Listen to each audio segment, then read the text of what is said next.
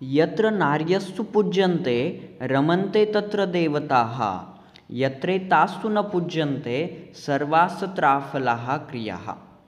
या सुभाषिताचा मराठी अर्थ आपण अभ्यासणार आहोत.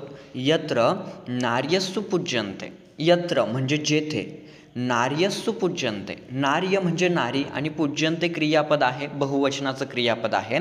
जेथे स्त्रियांची पूजा केली जाते. स्त्रियांची पूजा करणे म्हणजे काय, तर स्त्रियांची पूजा करणे म्हणजे त्यांना आदर देणे, त्यांचा मान सन्मान करणे.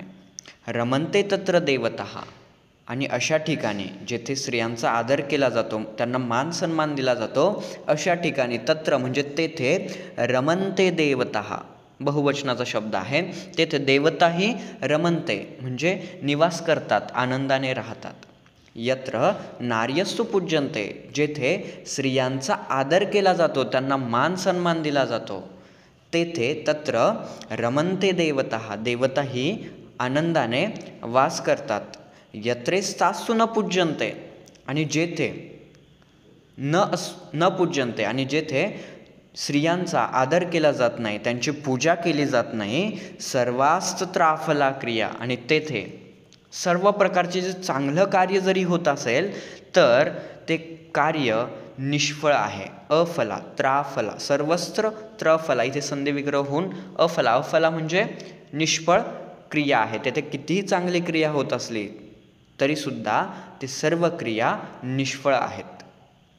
पुन्हा एकदा मराठी अर्थ सांगतो.